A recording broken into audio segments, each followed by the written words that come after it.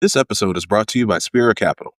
Founded by 2008 Ron Brown scholar Ethan Monreal Jackson, Spira Capital is your fractional C-suite.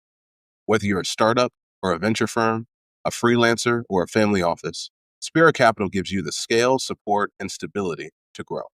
Stop worrying about stuff like bookkeeping, accounting, FP&A, operations, HR, payroll and benefits, or your international workforce. Let Spira Capital run those for you so you can run your business. To learn more, visit spiracapital.co. That's C-O. Welcome to The Value of One, The Power of All, a podcast created by the Ron Brown Scholar Program. Since 1996, this organization has been investing in the next generation of African American leaders. And this podcast highlights the stories of the people that make this program special. I'm your host, Ray Pryor, 2015 Ron Brown Scholar. And in this season, presented by the Ron Brown Venture Lab, we're highlighting founders in our alumni network who are changing the world through innovation and entrepreneurship. We'll dive into their personal upbringings and backgrounds, the origins of their ideas, and the successes and challenges they've had along the way. Today, I'm excited to share my conversation with Steve Leke, a 2022 Ron Brown Scholar and the co-founder of Zap-It. Let's start with you talking a little bit about the company you're building. Can you share with us about Zap-It and how long you've been working on it? Yeah, so Zap-It is currently now about a year and a half or so in development. Zap-It is focused on, I like to say energy, because I think that a lot of the things that we want to do moving forward is really geared upon energy transmission and production. But as of right now, we want to be able to establish ourselves in the space. We're tackling a smaller problem within that general energy infrastructure space, which is EV charging. For the past year and a half, we've been developing a charger that could be universal in its application and really push the industry forward in terms of what these things can do and what are their capabilities in terms of being able to integrate and be important to the entire grid itself. Right now, most of these EV chargers, it's very simple technology to some extent. If you have an energy source, you have some type of blocker, whether it be a relay or a contactor or something of the sort. That basically is like an on and off switch. And then you just have another wire that plugs into the car. And then most of these systems are just adding in certain levels of complexity and regulation of the energy. Rather than just providing energy as a service to customers, is there a way you can go beyond that experience and offer them more for that same period of time? And that's a little bit what we're focusing on right now with that company. Yeah, man. Well said. I want to come back to the not just providing charging, but a little bit more in a second. Coming back to the problem that we have, you would agree that Tesla is the market leader, has figured out the charging experience. And most people who have Teslas, generally speaking, minus maybe wait times, and have a positive experience. But obviously, there's going to be more than just Teslas that are around on our streets. Generally speaking, a lot of other folks struggle to have a positive experience, especially if you're renting one and trying to figure that out. And you've described that Tesla may have established themselves as the Apple, if you will, of the EV market and EV charging experience. But Absolutely. the Android player has yet to be established and certainly has a lot wider application than just the lanes that Tesla likes to play in. Why does this problem exist? If somebody is able to solve it for one car, everybody else has been trying. And there's a lot of big players, including some of the old folks that we think about in fossil fuel energy. What do you see that isn't being done well that you're excited that Zap-It can fill the gap there? Absolutely. A big part of that problem is the culture that you have when it comes to a lot of tech development. A lot of people, who build technology, they try to build somewhat of a complex experience. And the reason why those experiences are so complex is because user data has become so important nowadays. So when these companies come about, creating these, they don't usually have a whole bunch of user data, right? That first time that you are driving your car to that machine, they have no background on you whatsoever, right? Tesla, their experience is so good because they already have the user data from a plethora of other things. So there isn't any need to force them to try to capture as much user data in that moment at that time as possible. A lot of other companies, since that might be their very first time interacting with you, they're trying to collect as much user data as possible. So a lot of the times that leads them to having very complicated processes where they're telling you, hey, go on our app, download it, create an account, log in with your email, your phone number, your address, and all these other things. And they say that it's meant to make it more efficient, but in reality, a lot of it has to do with them wanting to get as much information with you as possible, create more upselling opportunities, and trying to force yourself to collect all this user data in that one interaction is not necessarily beneficial for that customer experience. Because most people, they just want to be able to show up, pay for their charge up their car, and leave. All the extra added steps of making sure I have data. I can download the website. I can download the app or get on the website, log in, then have to go through email verification and all these different steps. It just, it's not what somebody's looking to do right then in that moment when they're thinking about it's late at night. I want to go home. I just need a few more miles to get home. Give me a quick little charge boost and then let me get on with my day. And I think that's been the biggest issue. Second biggest issue is that cost of development. What's traditionally harder about hardware compared to software is that you have a higher upfront cost. And for a lot of these companies, in order to grow, they've been really focused on how do we get scale. They've had to use a lot of money and resources and funding. And because they had all this money and funding, so there hasn't been much of a conversation about how do you ensure profitability across the board. Hey, we want to be able to have a whole bunch of coverage, meaning that we want to be able to have 1 million chargers in this one area, right? Are all the charges going to be profitable for you? Not necessarily, but for them, it was the idea of build now, get the allocation, get the resource, establish market presence, and then profitability would be figured out later. And you're kind of that now with a lot of these companies are struggling because there is no profitability. Funding sources that are originally there are drying away. So now you have to really start thinking about, okay, do I have time to focus on doing more R&D and continuing to grow and establish, locations, or is it the time now to start really cutting back and figuring out profitability? And you're Right. kind of seeing that already. I mean, I can give you a clear example. EVgo worked with the city of Oakland to create this charging station. And it was a very big thing. The city invested hundreds of thousands, if not millions of dollars to have the station go up and live.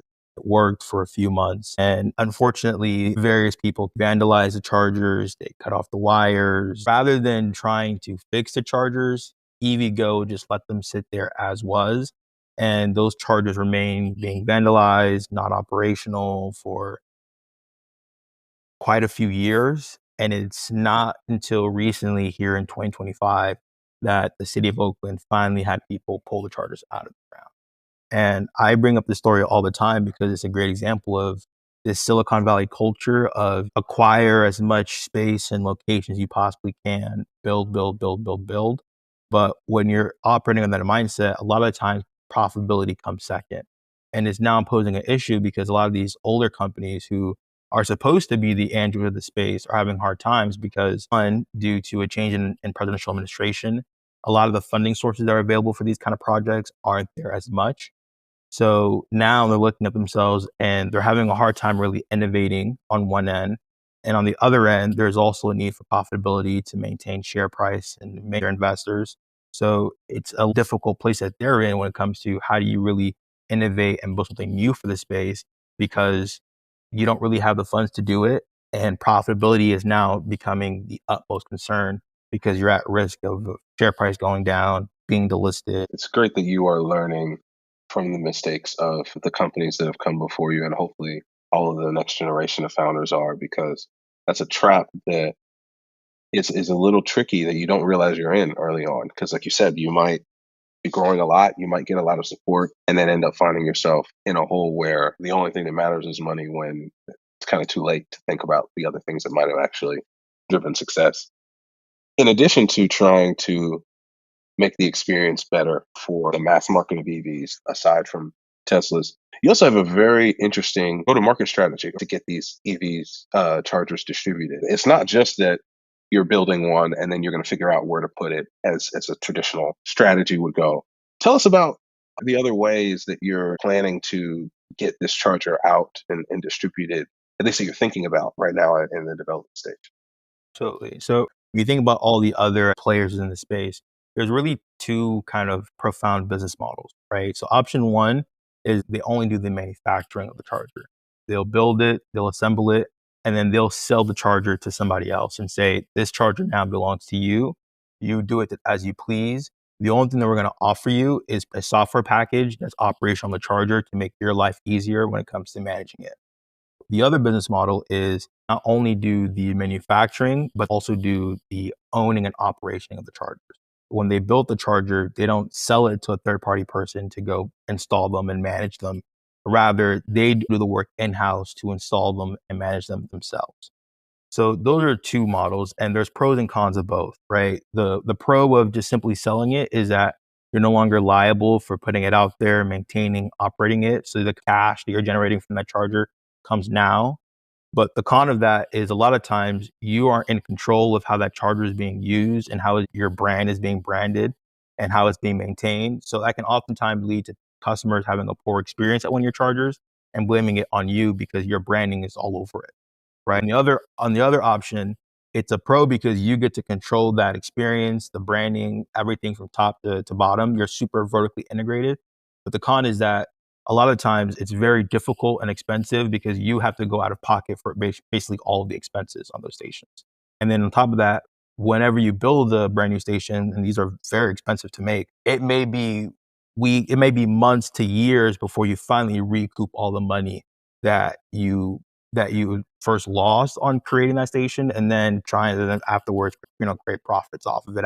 And the reason why it's hard is because there are so many ordinances and regulations about how much you can really sell electricity for that you really can't overcharge customers, especially if you're taking public funding. So you have to figure out how exactly it is that you're going to get a return on your initial investment for just simply manufacturing those chargers in that model. We looked around the world and said, obviously, in a best case scenario for us, we don't have to do the maintaining of the charger.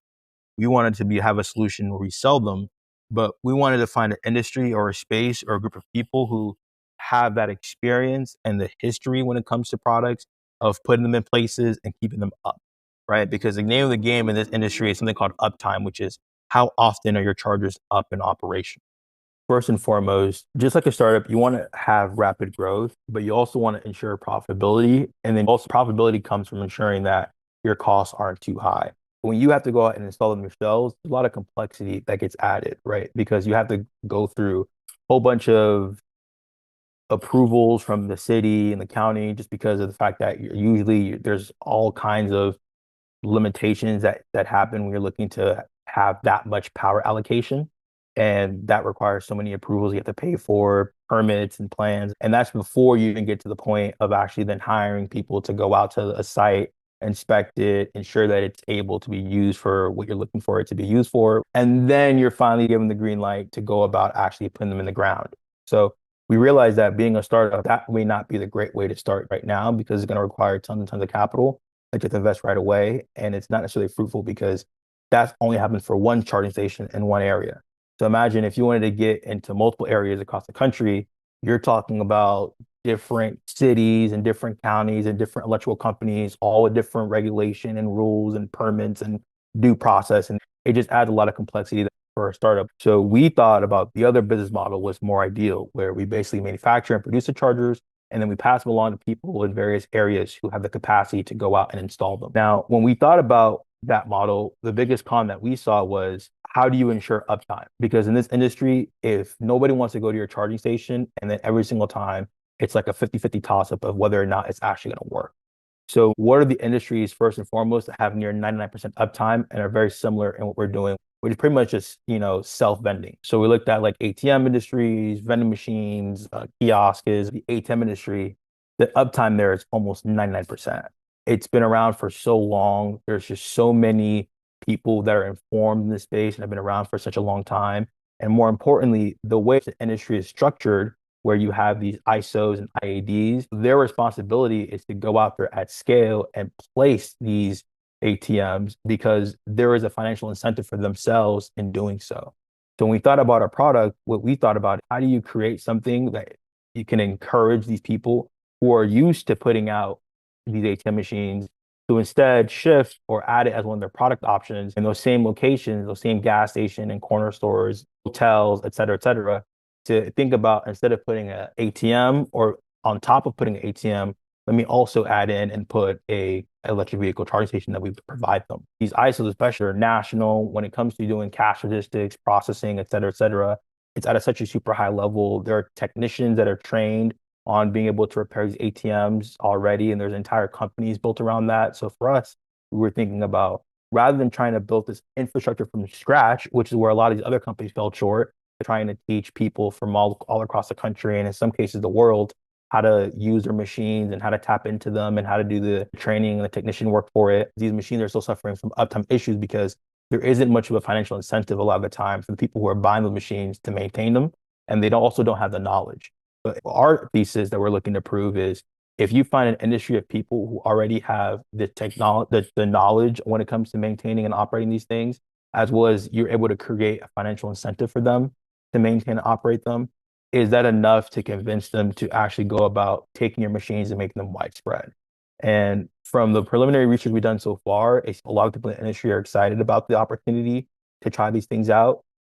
They do believe that they have the strength and the necessary tool sets and the connections and the relationships and the network to ensure that the machines have high uptime. Now it's really just our job to ensure that there's ability for them. Because for these guys, if they're able to put a machine out there and able to, and per machine they can walk away and make anywhere between 500 to $1,000, then that's a really high incentive because that means that for them, within 6 to 12 months, they've already paid off the cost of the machine. So every single month after that is pure profit for themselves. So we're excited to kind of get that out with them and start putting out locations here once we finalize the initial product and the business model around how do we create a business structure where we make money, they make money, and then anybody else down the pipeline can make money as well. Man, I think that's just genius. You're learning from all of the mistakes of the city of Oakland example that you gave before and all of your competition, your predecessors, and leveraging all of the assets that already exist and combining the two, which I think is great. And there's several things that you're taking it a step further than the status quo. You started out earlier by saying you didn't just want to be an EV charger. There's a lot of other things that you can do as well. And let's think about traditional, just fossil fuel, pump guard and pump gas into your car. Margins on gas aren't all that great often, but they normally sit outside of a convenience store where you can go in and buy stuff, or there are other things that you can add, a car wash, whatever the case may be. You're thinking about some of those things, but at a whole nother level in terms of what the C charger could turn into outside of just charging your car or serving as an ATM right next to it. What are the other things that you think could be a part of this experience for a customer that goes to just charge their car, but now they can do all this other stuff too? Yeah, the cool thing about it is that from a hardware perspective, there are a lot of easy and simple add-ons that you can add to these chargers to make them work, right? I mean, you can do anything from if you really wanted to, crazy idea, you could add a gas pump right next to it and it wouldn't be too difficult. Air pump, water pump, I mean, anything you can think of, you name it. And because the screen on these are so huge and there's, pretty powerful CPU units that are behind them, you can also have a lot of software enabled tools in them as well. I mean, somebody could very easily use that exact same screen to go about ordering DoorDash or Instacart, doing food delivery services. If somebody wanted to use that exact same kiosk to do some type of arcade games, it could do that as well. So like the opportunities that we have really are endless from both a software and a hardware perspective.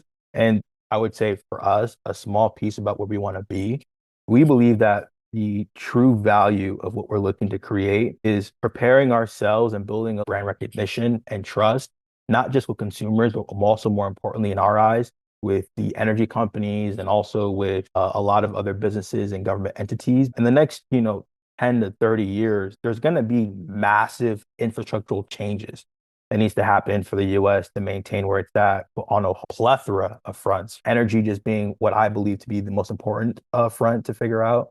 So I think for us, there are a lot of problems in that space that we want to tackle. But it's unfortunate with that kind of industry, a lot of the times, not only do you need that brand recognition, but you also need to have massive sources of funding to put together these big projects.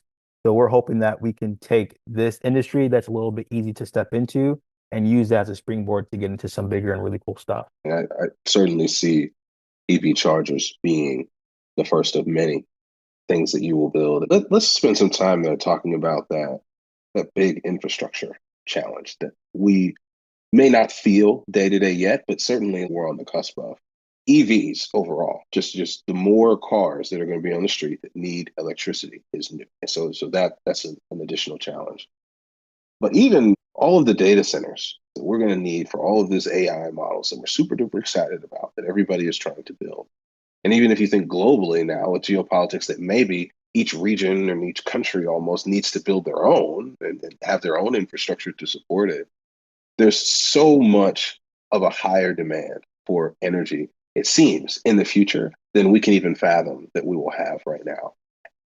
And nothing much about energy infrastructure itself hasn't changed. We've got folks certainly working on solar and wind. We've got a lot of exciting things happening if and when fusion happens. We've got a lot of exciting things happening even in nuclear as well, and in resurgence of what that might look like in a more publicly accessible way, different than decades ago when we first had that exploration and then shut it off because a lot of bad things happen that hopefully we can avoid in the future.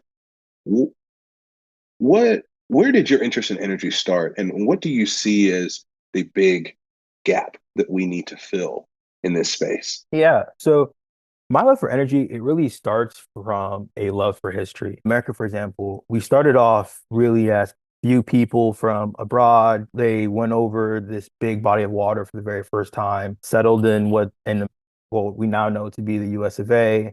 And then slowly but surely, you started seeing different people and populations started to form, civilizations started to form. Then you started, getting to a point where these civilizations started to create loose relationships. Then little by little, you started seeing these people decided to have more independence and more sovereignty. Then we became 13 colonies. Then we started to grow into states, and then we started to develop and into the beautiful country that we have now, albeit it has its faults.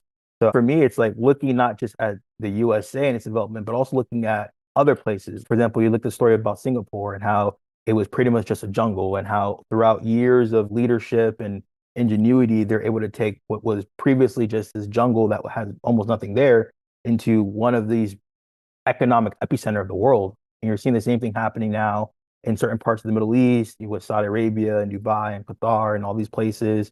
And you're seeing it also happen at a different scale when you look at Latin America and all the work they've done. It was fascinating to me, this idea that a band of people took a place that was pretty much just nature, whether it be jungle, valley, Greenland, whatever it may be, and we're able to figure out how to slowly build infrastructure that could supply people with basic necessities. Energy is such an important part of our society. Energy to me is not just, the little animations of electricity buzzing through a wire that you see.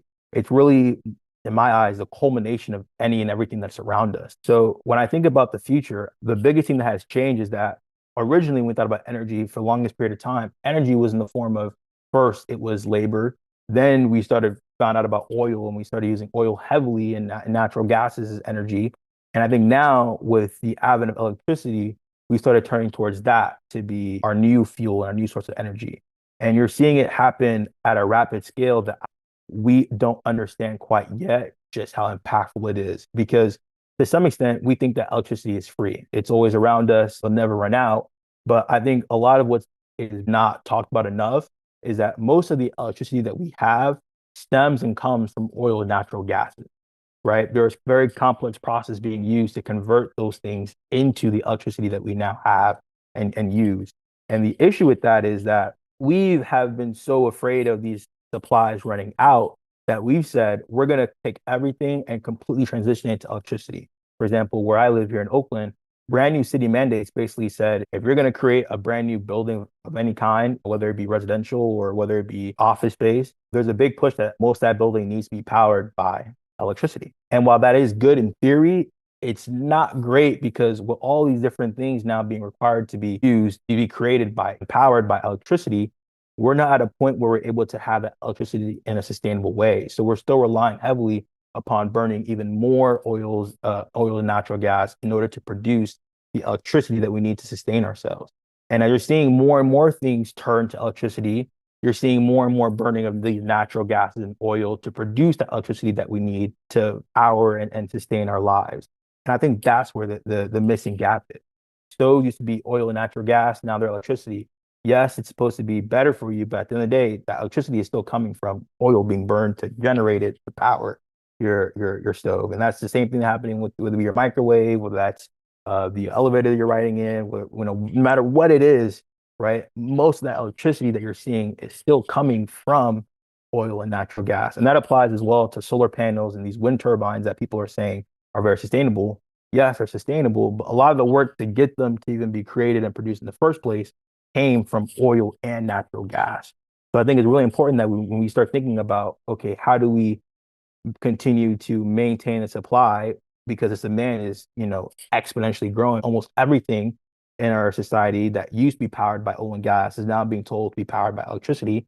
How do we produce electricity in a way that's sustainable to maintain this increased demand that's going to happen as we continue to find new technologies that require even more energy to be powered? When you say it the way that you just articulated it, it's a bit of lazy or sloppy thinking, or just kicking the can down the road of thinking that if you can convert something to electricity or remove, oil and gas from it, that it automatically will be better. taking for granted what it takes to actually produce it, which a lot of research, especially related to some of this AI stuff, has basically said it costs significantly more energy to do anything on ChatGPT. Even one search is significantly more energy than just something on the Google. So I just appreciate your centering around all of the innovation and excitement and new policies that we may want to implement. At some point, somebody's got to do the thing on in the actual earth to create these things. And until we have the infrastructure to create electricity in a new or better way, or create energy comprehensively in a new, better way, we're just going to rely on all of the old things that we've done. And then you may just not see it, or you may not feel it or think about it, but it's still there. And there's something that you said that's stuck with me in our last conversation, where you said that you think it's time for the reemergence of the era of the inventor, of times when people were pushing the bounds on what is physically possible in the world. And you can think of these as more traditional scientists of the day, as opposed to software engineers and developers, and certainly all of the hype and craze around AI is a part of that. Can you tell me more about what you meant by that and why you think it's so important? Yeah. So the reality is we live in a society globally that is very much capitalistic. And in the world that we live, in order to have money, there needs to be some type of value that you're creating in the world. And when you think about what are the things that make you the most money, a lot of the times they don't necessarily correlate with what we need right now as a society. And when you think about a lot of these amazingly great schools, that are supposed to be teaching, the greatest minds of the next generation, a lot of the kids leave those schools thinking to themselves, yes, I have the name and the prestige, and I'm very well equipped to go out in the world and do something.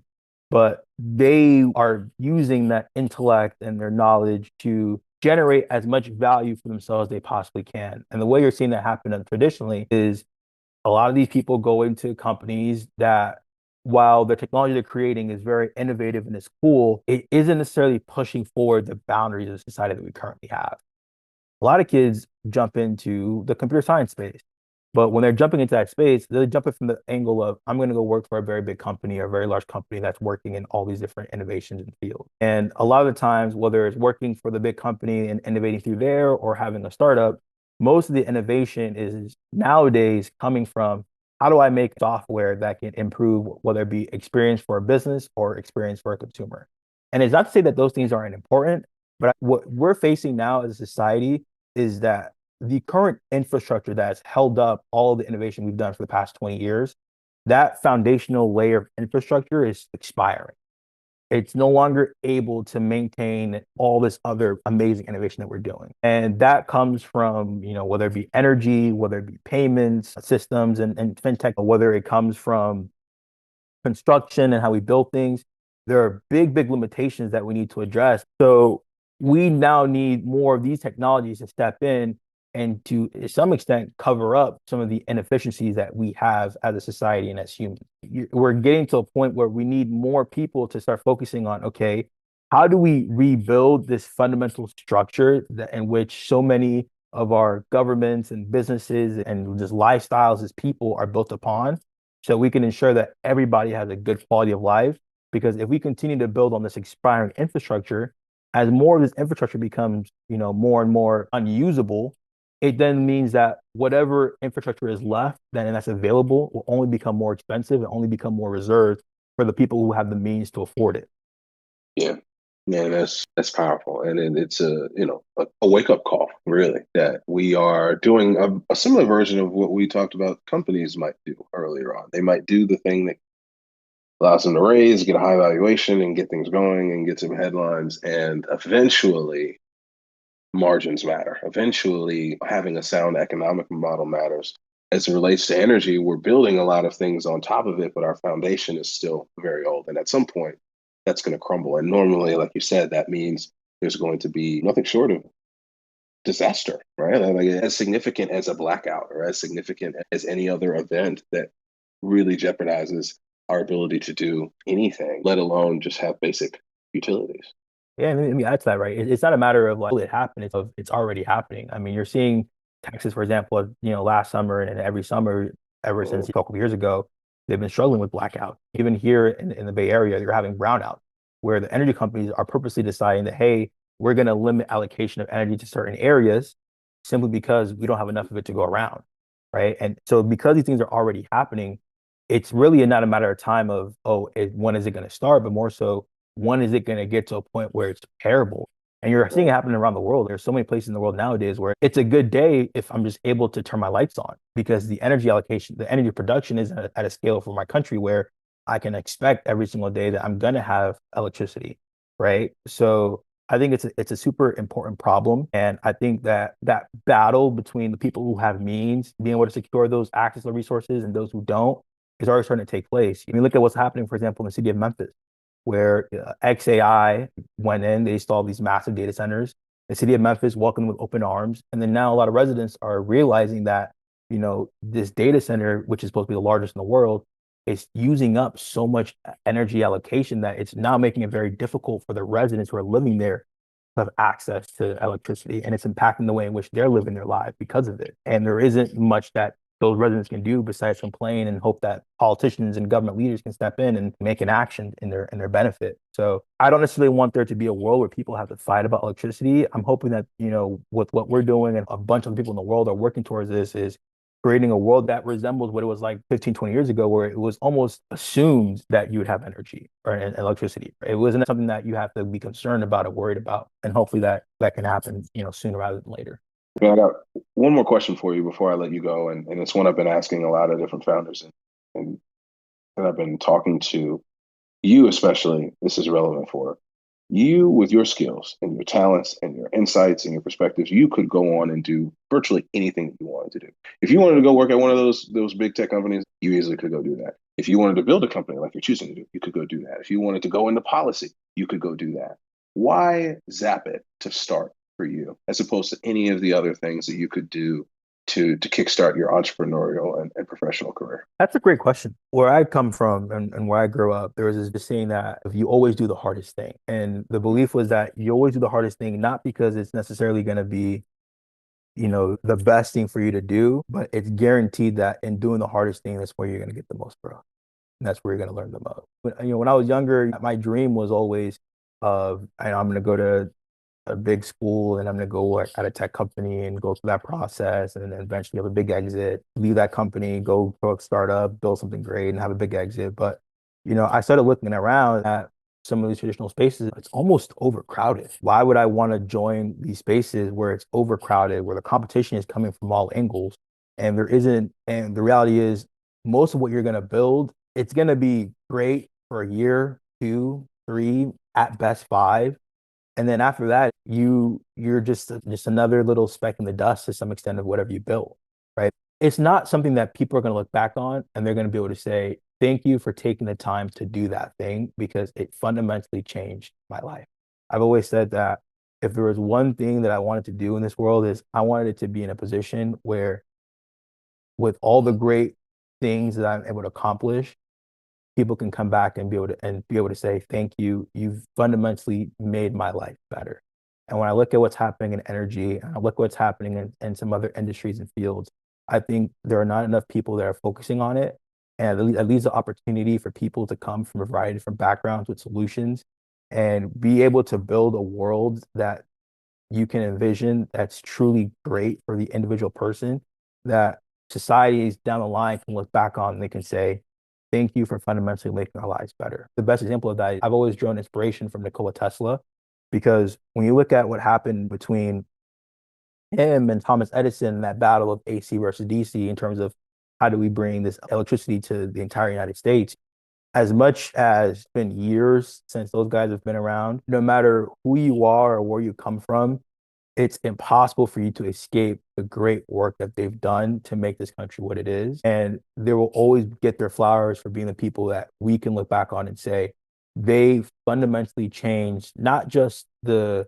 way in which people live their lives, but to some extent, the fabric of society is in a new place. All this innovation really came from their work and their inventions. And knowing that I'm in a position to where I can fundamentally change the fabric of society is super important, not just from a perspective of people now have energies to use, but I think it also opens a doorway for other conversation in the political landscape, right? I mean, when I think about the next 50 years and the life that not just my kids, but like, my grandkids, my great grandkids, and the lives of so many other people's great grandkids are going to live. There is a lot of uncertainty right now that never existed in the past. And I think about the fact that it's really going to be up to our generation to ensure the certainty and that the viability of the human race. And I think all of that is going to really come from all the decisions that are being made now that are going to take 10, 15, 20, even 30 years to implement, and praying that all of those implementations happen at a high level and they are successful enough to ensure that we can have great grandkids that continue to push forward the human race. Because I don't want to get too somber or sad, but I think with the way the world is going now, when you think about the fact that there are people out there who can't eat, who can't get access to healthcare, who don't even have access to water and other basic necessities, it's important that you're able to find people who can solve those solutions and then also be at the table when it comes to giving ideas and sparking the interests of their generation or younger generations to tackle some of these other issues and problems and just make the world a more equitable place. Right. And I hope to be, somebody who was a part of that. And at the very least, somebody who inspires somebody else to go out and do those great things. Thanks for listening to this episode of The Value of One, The Power of All, a podcast created by the Ron Brown Scholar Program, presented by the Ron Brown Venture Lab, and sponsored by Spira Capital. If you want to hear more inspiring conversations like this one, don't forget to click subscribe on your favorite podcast platform. And to learn more about the organization, check us out at ronbrown.org.